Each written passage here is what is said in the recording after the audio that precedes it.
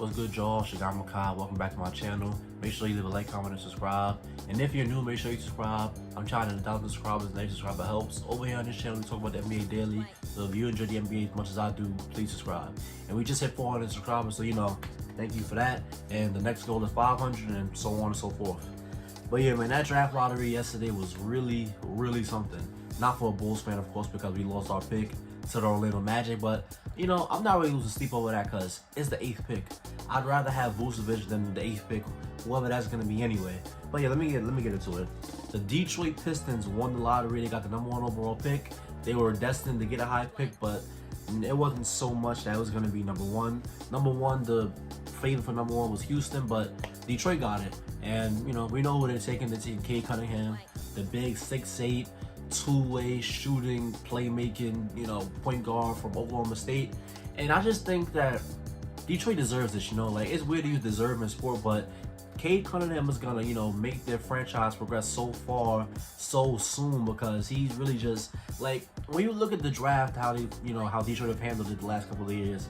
Last year, they drafted Sadiq Bey, they got Isaiah Stewart, and they got Killian Hayes. That last year's draft is one of the best drafts that Detroit has ever had, in my opinion. So now you got Cade Cunningham, Jeremy Grant, Killian Hayes, Sadiq Bey, Isaiah Stewart. You got the Sekou Doumbouya kid. You got a lot of young talent in Detroit. And I feel like Troy Weaver and, what's the coach's name? Dwayne Casey. I feel like they've, made sure they got a good group, a good culture in Detroit. And I think that Cade is just going to add to something that's already, was being specially built.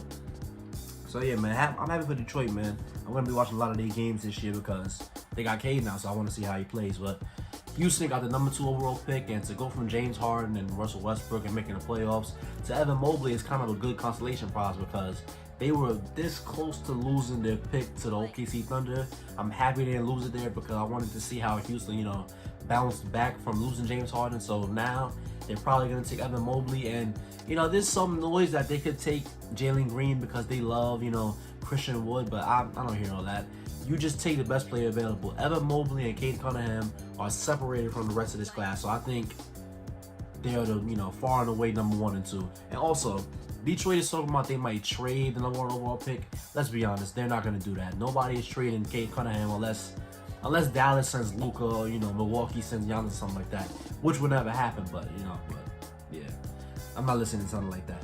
But yeah, man, Houston got the #2 overall pick, so now they've got Kevin Porter Jr. They've got the Kenyon Martin Jr. kid. They got Jay Sean Tate, who's been a real good rookie this year. And now they're going to add Evan Mobley along with Christian Wood. Now, the question is, do you want to develop Evan Mobley next to Christian Wood? Or would you rather sell on Christian Wood to, give Evan Mobley as much room to improve as he can? And personally, I think you sell on Christian Wood right now. He's on a very, very friendly contract. And you could probably get, another nice young player and probably a mid-first round pick for him. But we're going to see what happens there. #3, Cleveland. They got the 3rd overall pick. And Cleveland, they're in the most, tough spot for me because they already have a backcourt that they drafted. They have Darius Garland and Colin Sexton. So now with the next players being both guards, Jalen Green and Jalen Suggs, what does Cleveland do? Do they, say goodbye to Sexland, which is Darius Garland and Colin Sexton? Or do they, just stay put with it and try to trade down from 3 and see what they can get? Because honestly, I don't think Darius Garland and Colin Sexton are going to work long term. Neither of them are good defensive, guards in the backcourt. And, we've seen in Portland what happens when you have 2 guards who can't defend. It's just a recipe for disaster. And I really think that they should probably, trade Colin Sexton because I like Darius Garland more. Because for the modern NBA, he can play make, he can shoot, he can dribble. I like his game more for the modern NBA. Colin Sexton, he can't really shoot. He's just really, really aggressive and really, really assertive. But other than that, he's a really good, driver, finisher. But I just like Darius Garland's game more. So I think you probably take Jalen Green because I think he's the better of the 2 prospects. But it's really it's either one for me because Jalen Green next to Darius Garland or Jalen Suggs next to Darius Garland, that's going to be that's going to be a good backcourt, for the future. So they could probably do a trade now with, one of the teams that's in the 7, 8 spot.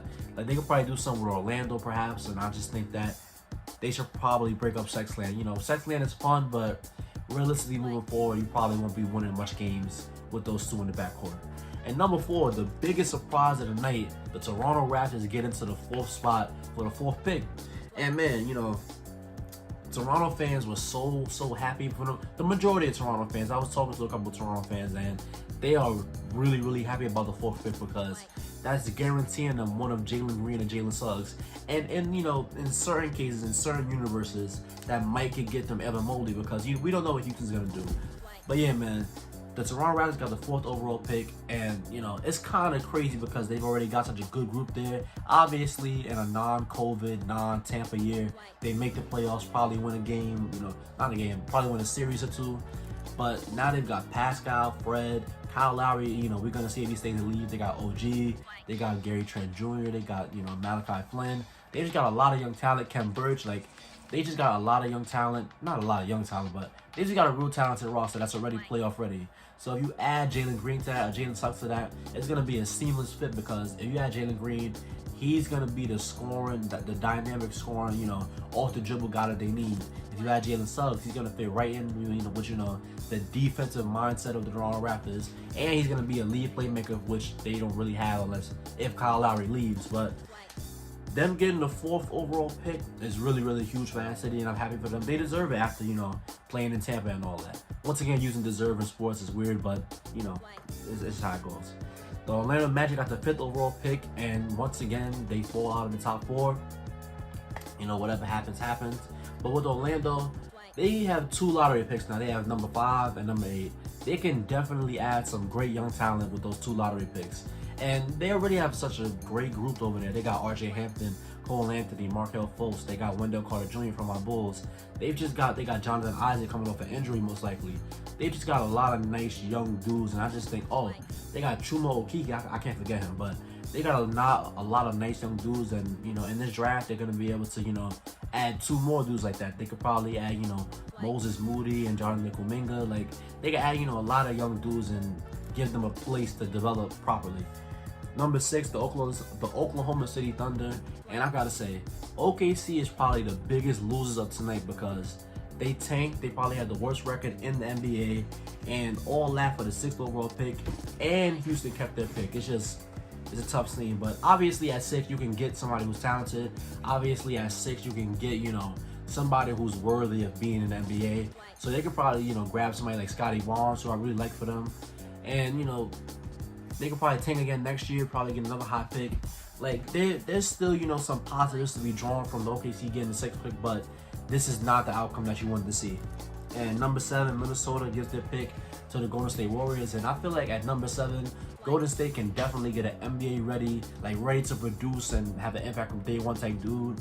And if they wanted to trade away 7 and number 14, because the Warriors have the 7th pick and the 14th overall pick, if they wanted to trade those away for a star, I can't really see it. But if they wanted to draft 2 NBA ready dudes, and let's say they draft I don't know, but they have Steph, Clay, and Draymond coming back, and if you add 2 NBA ready dudes to that, James Wiseman is coming back, so he's probably not going to be too impactful. But I think there's good outcomes for Golden State from this draft. And the Chicago Bulls, obviously we don't have our pick this year. Gave it to Orlando for Gucci Mane, but like I said, Orlando is gonna be able to get 2 good prospects in the draft at number 5 and number 8. Number 9, the Sacramento Kings. I don't know. They need a wing. They need a big. They need a lot. They're set at the guard position, but Harrison Barnes is not your wing of the future. They're probably gonna lose Rashawn Holmes, and they got Hassan Whiteside on the contract at center, so they're gonna need somebody who can be good at the center spot. I like Kai Jones for them a lot, and I also like Kai Jones for number 10, the New Orleans Pelicans.